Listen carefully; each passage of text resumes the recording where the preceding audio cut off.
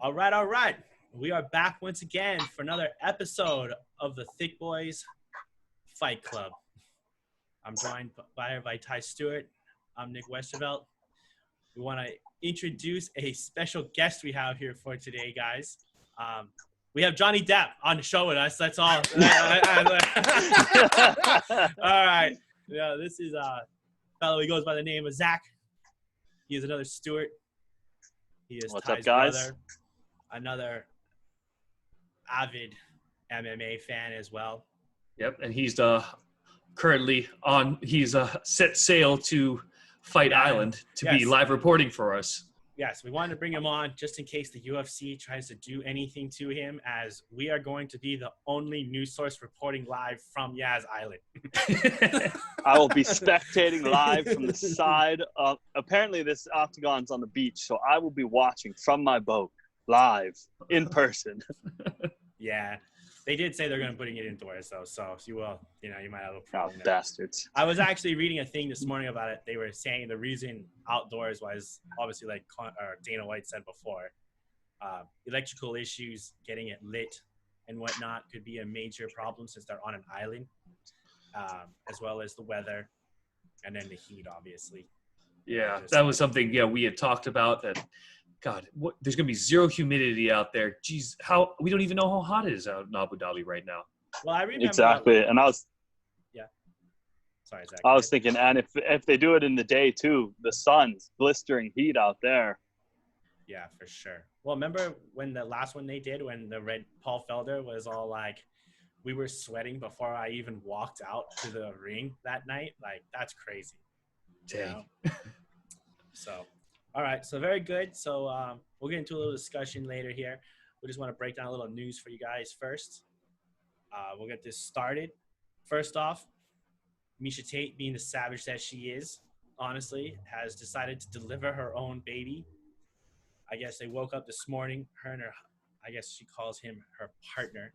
They're not married or anything like that. But fellow MMA fighter Johnny Nunes, they, delivered their own kid this morning in their bathtub, I believe, of their house. That was pretty crazy. I guess Johnny here actually did the delivery of it, believe it or not. So that's cool. But yeah, brave souls. Don't really want to think about that, what that scene must have looked like, but yeah. All right. Next up here, as we all kind of thought about going into this last fight card, Dana White responded last night. People, have been critiquing him about this one, saying this was a boring fight card and this was all nonsense fights and whatnot. I love this response by Dana White. He basically said, if you're a fight fan, you watch all fight cards. Gotta love that. Add respect to Dana White. Yeah. Very true statement. I mean, if you like fights, you're going to watch any fight that comes on. Live sports these days, all we got is fighting. So unless you want to watch cornhole, and I guess that boxing, all you got. God damn it. Did Ty tell you about that? No, it's probably the only thing Zach can watch on ESPN+. Is that what you're seeing too? Yeah, no, but ESPN's been playing fucking cornhole. Like, what the fuck? It's funny because I'm down here in Panama, and all these Latin countries watch these strangest sports. I mean, axe throwing, fucking cornhole, everything. It's the strangest thing. The best one I like is the diving competitions, or like the cannonball competitions they do. Oh yeah. Have you seen that? And they literally even say the ocho when they do it. I have not seen any of that. I'm gonna have to try to check that out. All right, guys, and then I found this cool too, and I was thinking about this throughout the week. They came out today basically, and Dana White said, he believes it too. And I think is as well. It's not cool that Amanda Nunes isn't getting the type of respect as other fighters do if they were to have done something like she has accomplished. It also brought me to something that I heard DC say earlier this week. I don't know if you guys heard him talk about this as well, as like, why did Conor McGregor have to announce he was retiring literally like 10 minutes after that fight?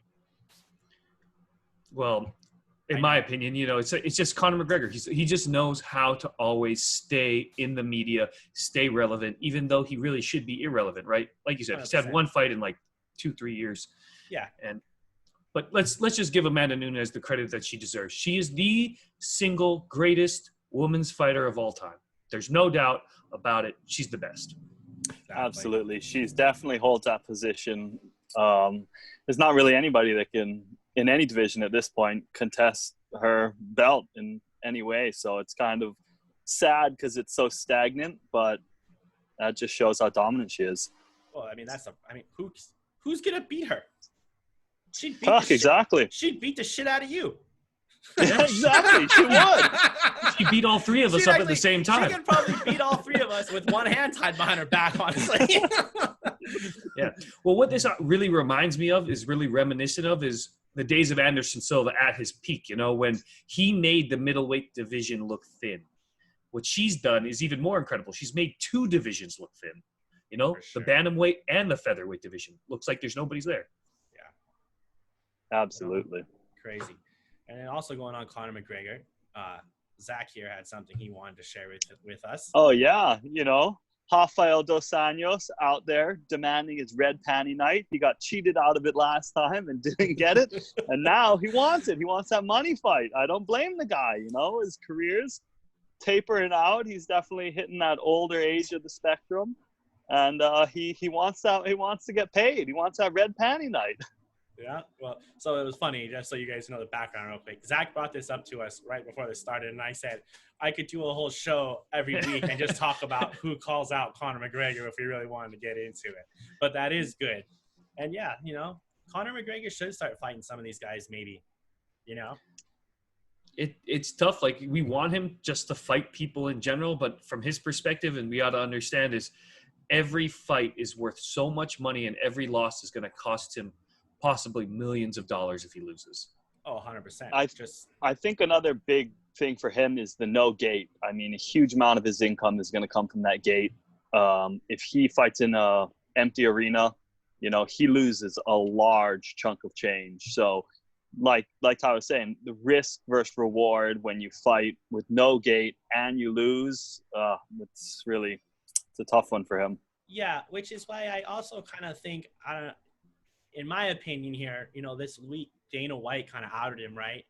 And called him, Conor, I gave Conor the fight and he didn't want to step in. He said he ain't no replacement fighter.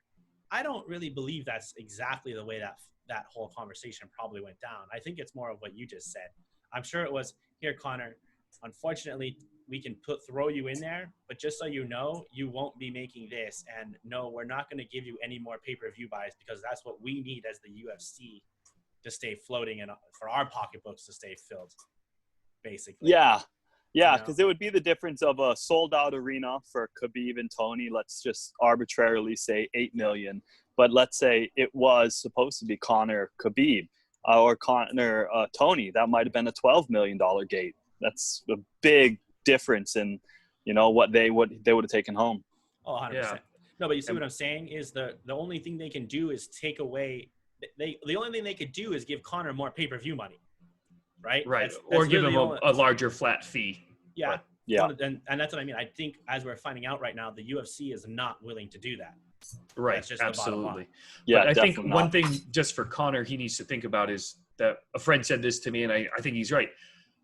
What's going on right now with COVID-19, this is how it's going to be for a while. This isn't changing anytime soon. And that if he wants to wait until they open up gates, man, that could be like a year, 2 years down the line. We just don't know when this is all going to end. And he might just have to, all the fighters might just have to accept the reality that this is how things are going to be from now on, that you're not going to get any gate money and it's all just going to come from pay-per-view buys. Yeah, for sure. Which is like you're gambling on yourself then at that point. Right. Which is where we're having the problems with Jorge, which was a good little transition here. It also brings me up to something I just saw Jorge had said earlier, trying to stay relevant again here in the news last night. He came out and said, I feel sorry for Dana White because he's not really the one negotiating these contracts. But he said basically, saying he's sorry for Dana White because he's not negotiating, even though he's the one talking about it on TV. It's like, Jorge, come on, man. Dana White knows exactly what's being said. Don't you dare slander my boy Jorge's name. Oh, good. That man has done more for this sport than most others, okay? Fighting in the backyards with Kimbo Slice. That was legendary, all right? That was our childhood, watching that man fight. Look, 100%. if you're going to say who brought more to the sport, Dana White, we wouldn't even have this sport without that dude, okay? Very true. That very man true. is basically, you make the Mount Rushmore of MMA, it's Dana White first and then everybody else. But let me ask you this then. I mean, I'm a Jorge fan too, but as someone, I haven't even talked about this yet. Where do you feel, though, truly, don't you wish Jorge was fighting on this upcoming card? Oh, absolutely. 100%. I'm very disappointed in the sense that he's not fighting. I understand his reasoning for it because for him specifically, he's also at that latter stages of his career. He doesn't have a huge amount of fights left in him. So he needs to make every fight worth it and milk it for as much as he possibly can. Because realistically, what did he sign? An 8-fight deal, I think it was? 7-fight, right? Seven Maybe, fight. I think you're right. It was 8. I think it was 8 7 fight, when he has yeah. like 7 left. 7 left. I don't necessarily see him finishing that contract. Well, of course he's not. But that also tells you he ain't fighting anywhere ever again. So it's either you fight in the UFC or you don't fight, Jorge. That's your 2 options. Yeah, but he could be like, the good old Nate Diaz, and hold out and make one big money fight and back out and wait a year and make one big money fight. Like I said, for him, it's just a matter of money. It's not a matter of I need volume to I agree to with achieve you. anything. But the difference is they're both the same age. Him and Nate are the same age. So if you hold out and wait for 2 or 3 years like Nate just did and wait for that fight to come up, he's going to be almost 40 years old at that point. That's true. Yeah. So, But if he makes twice as much on one fight as he did fighting 2 times, what's the difference? Fighting twice or one? Well, but see, now we're back to he's fighting for himself as he always claimed he was in this for the fans and shit, right? Oh, yeah. No. So- They're all about money these days, They want to be paid like real professional athletes, and you can't sure. blame them. I'm just saying, as I said this, as a fan, I feel like he's letting us down. Definitely. Like why did you call out Kamaru at that Super Bowl party and make a big thing of it where people who are in the UFC, they don't even watch the UFC, were like, holy shit, this is crazy. Yet now you're not going to do anything about it. Like, come on, man. Like, what was And you that let all Gilbert about? Burns cut in line and Exactly. take your spot. So that's just where I'm at on that. Man, we love Jorge too. It's just Yep. These fighters just got to remember, the show's going to go on with or without you. Exactly. The show always goes on. All right, so jumping into the fight card from last night now, there's a little news from there, just so everyone knows. 50K bonuses were, we got Vittori for that choke. Amazing. You're welcome. Yep. That was good. Tyson, what's his name? Tyson Nam. Tyson Nam. From Nam, Nam. sorry. Nam, that was a Tyson great Nam one, yeah. He's actually from Hawaii too. I hope you guys knew that. Yep, I did not. Yeah.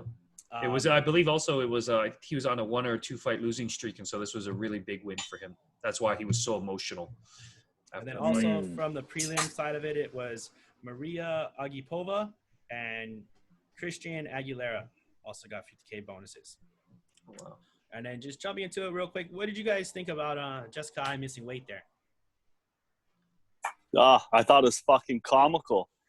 They, on social media, they came out with her in her car, in that little video of herself, saying that missing weight is a matter of ignorance and just not caring. And then she comes out and misses weight. She was on the scale and missed by, she claims, 0.25. But in the press conference afterwards, Calvillo was saying that her manager messaged her less than an hour before the fight saying she's going to miss by 3.5 pounds. So she thinks that she held onto the towel.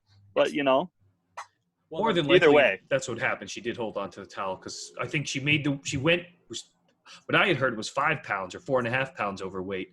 And then was given an hour and then she came back and she only missed it by like a half a pound. It's like, okay, you can't lose. Like, let's even call it 3.5. You can't lose 3 pounds in an hour if you've already dehydrated yourself to already make that cut. Well, maybe she took a deuce. You never know. That would have been a fat one, dude. Jesus Christ. So anyways, I thought that was pretty comical too. Yeah, it was just hilarious how many memes She were out wasn't there the about only it. one. There was 2 other fighters that missed weight on that. Carl Robinson, the co-main event, he missed his weight by 4.5 pounds. And then on the prelim, it was a short notice fight, but that guy Zaruk Adashev, also missed weight. Yeah, and all fighters that missed weight, all lost. Yeah. Definitely So, something to be said about how hard they work to try to make that cut, and if it's brutal, it really does affect them. All right, Definitely. so let's go into this. So first fight of the night was Jordan Espinoza, 14-7 at the flyweight division versus Mark De La Rosa, 11-4. I was so disappointed in Mark De La Rosa. I mean, he looked like fucking shit. Bro, he even looked like physically, just looking at him physically. Hold on. I thought to myself, well, that was the first one of the main card that we did. We didn't talk about. Sorry, you didn't do Hannah Cyphers? No, Hannah Cyphers wasn't included because she wasn't actually registered on the main card. No. The problem was, well, just so we all know, we're going to go in what we had broken down on the show for Wednesday. And this is going to be an issue once in a while, guys, is we're going to do these shows for you on Wednesday so you guys have some time to watch and see what we thought, and you can do your own research. Unfortunately, for this particular fight card, and out of all these that we've done so far, this is the first time this happened where because fighters dropped out, Ray Borg dropped out, and, weight cuts and whatnot that happened, they kind of switched the card around a little bit. So, yeah, the first card of the night was a women's fight for the main event. But, yeah, we didn't break that one down for you guys. So, and I don't think we're going to now, obviously. So we're going to we should brush past it after. Let's break down this Espinoza and brush past it after.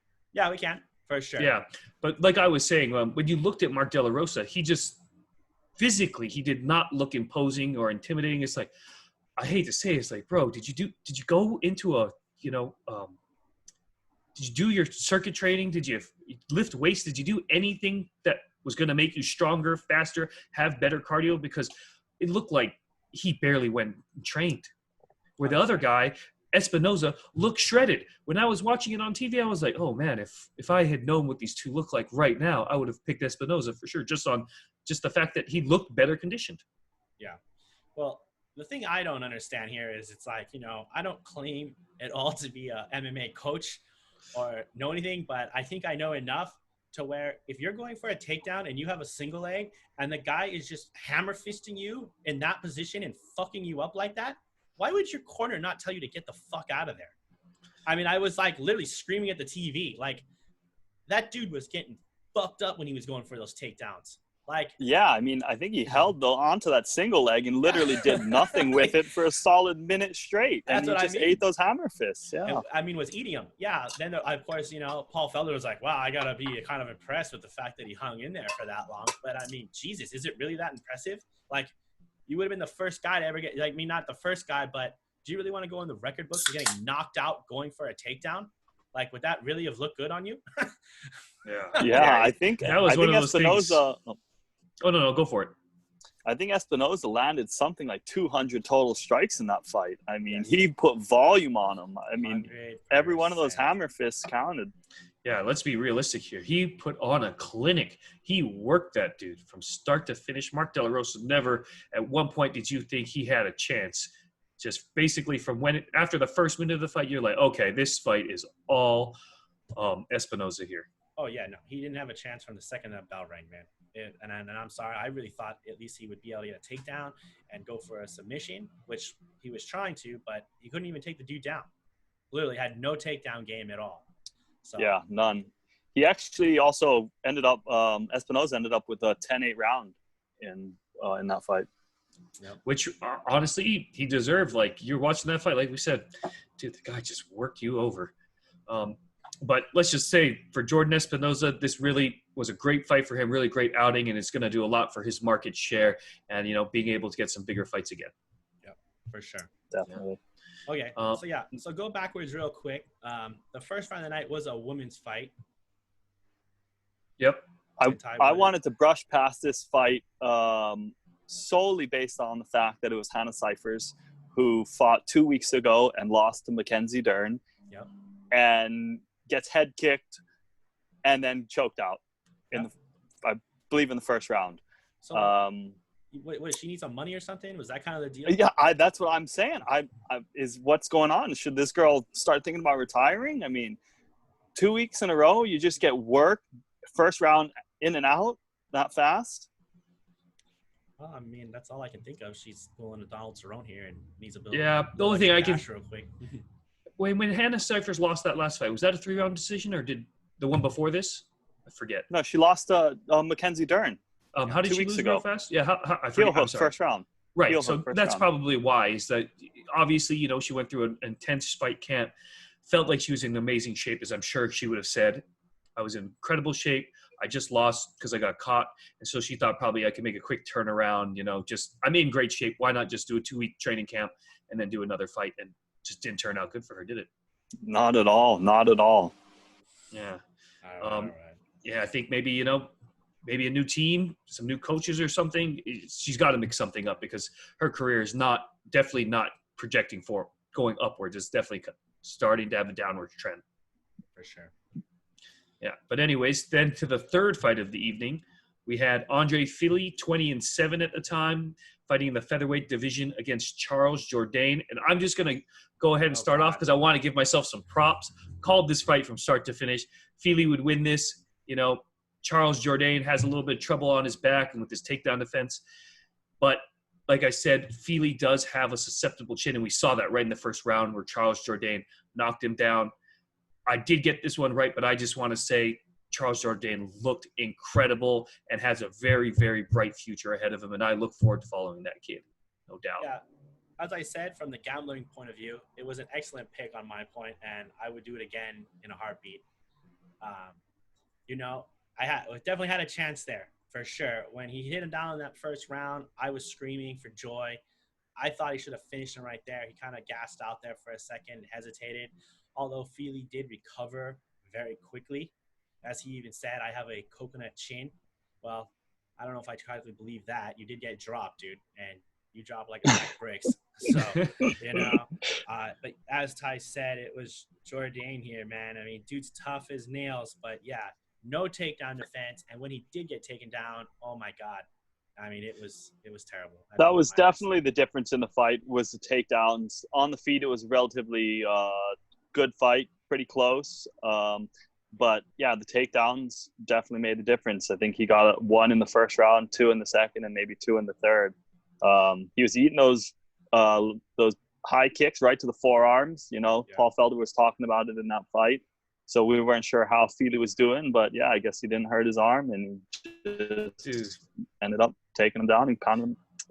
Yeah, it was just those leg kicks from Charles Jourdain and from Fili as well were also strong, but Jourdain was definitely doing more of them. Were just incredible, just how loud they were and the speed is just like, Jesus, I would not want one of those touching me. Yeah. Oh, no, thank you. Well, that was also his downfall, though, like, because Fili afterwards admitted that it did hurt his arm. He said, yes, my right arm was hurt. He said it wasn't, like, damaged, but it was just sore from getting kicked like that over and over. Yeah, so well, really and part of it, too, is into that. Right. And part of it probably, too, was that Fili was just blocking the kick, and he's like, there's no point in throwing this right hand because if I drop this right hand, I'm going to get head kicked. So he probably just left it high and just said, okay, this thing's just taking all those shots. Yeah, and just ate them. But those had to have been some good stingers on that arm, man. Yeah. All right. Yeah, the next fight was the one that got canceled because Ray Borg dropped out versus Marib Dashavuli in the bantamweight division. Marib did have a fight, but it got moved down to the undercard. He did win. I'm not sure who it was, but he did win his fight. Okay. Yeah, I looked that up on MMA Junkie before this. But then moving on to the next fight after that was the actual fight that took its place, right, was the DeRosa versus... No, it was Vittori. Right, but the actual one that happened, there was another one that they squeezed in there, but we'll skip through that. But yeah, you're right. The next one, yeah, that we it was broke Rosa. down, I don't have who he fought this guy. Yeah, but the next one we broke down was the Carl Robertson 8-1-1 in the middleweight division versus Marvin Vittori 14-4-1 at the time. Ooh, baby, called that one. That was a good fight, in and out. Excellent fight. Yeah, even Zach. I know Nick got it right. Zach got it right down here. He did the verdict MMA. He showed me. I was the only one that got it wrong, and the only thing I got right when I placed my bet down was the under, which fortunately was some plus money. So I snuck away on that one. Yeah, I actually chose Vittori to win by knockout in the first round.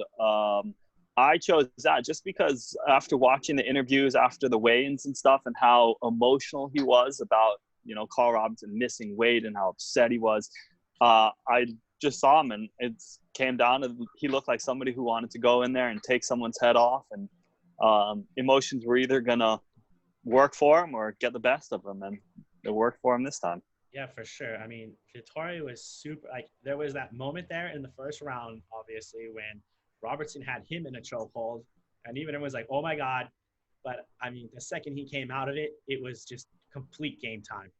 Oh, yeah. It wasn't even close at that point. I mean, it was just working that poor guy.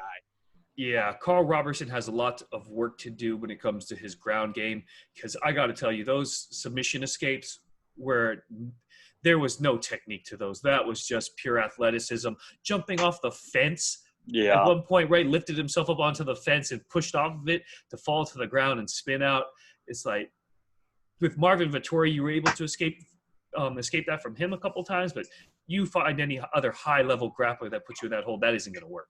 Well, I honestly get terrified when I see something like that, because if there's ever a chance of one of these guys dying in the cage, I feel like it will happen with something like that, like being an idiot. Like, I mean, can you imagine if he was holding onto his neck just a little too hard and tried to spin like that and breaks his neck?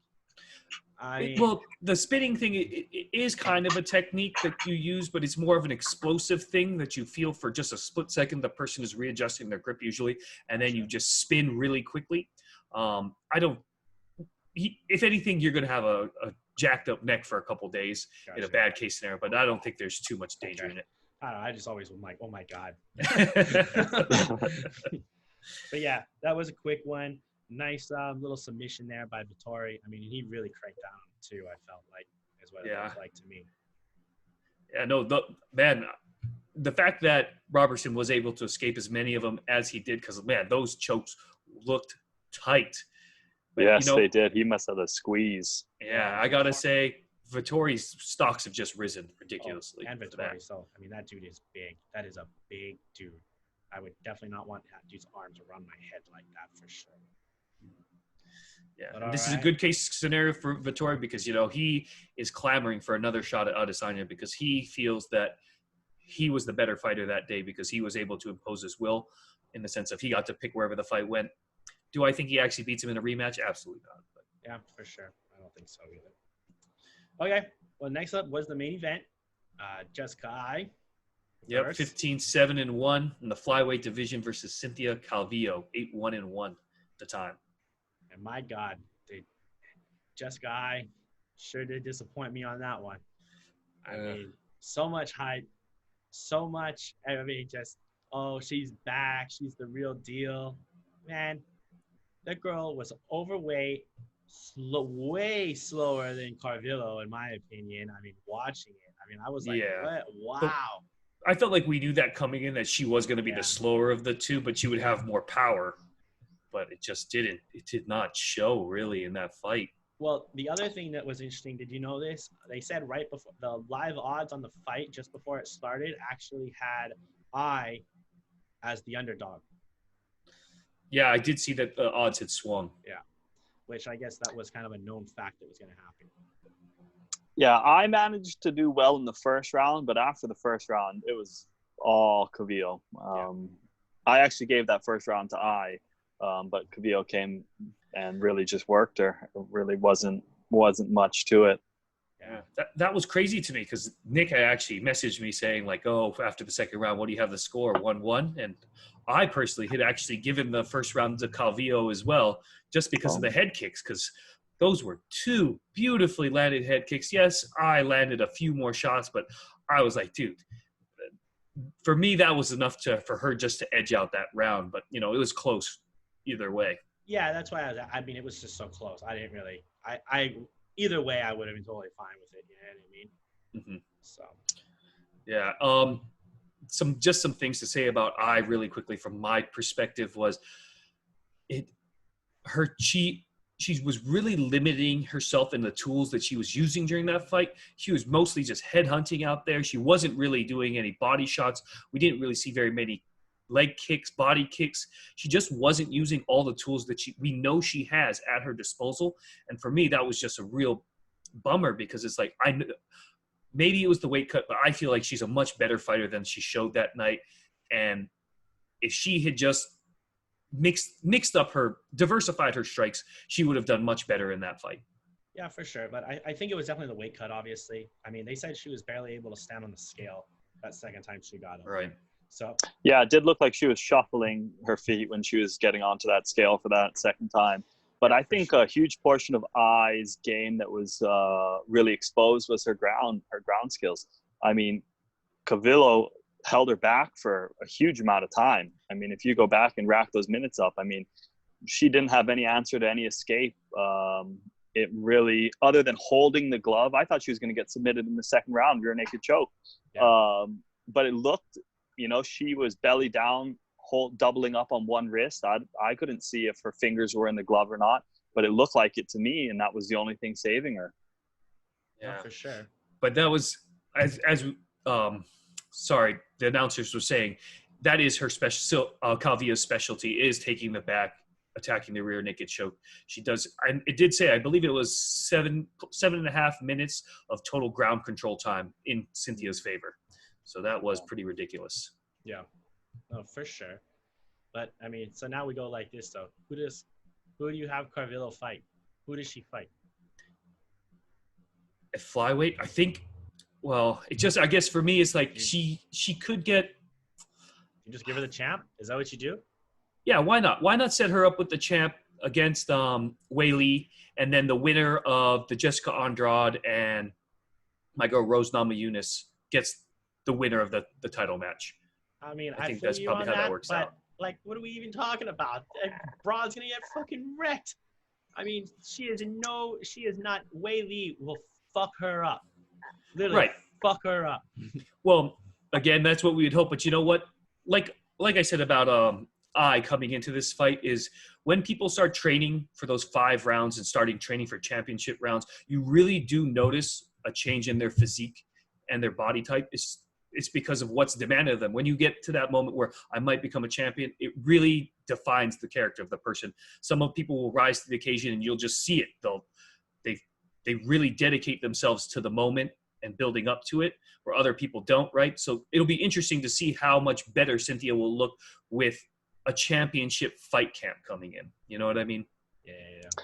Very true, very true. And with ground game like that, Weili would have some trouble. She would have to make sure to keep it on her feet. I mean, Weili bangs, we know that. She has hands, but I'll be honest with you, I haven't watched too many of Weili's fights, but her ground game, I couldn't imagine being at that high of a level.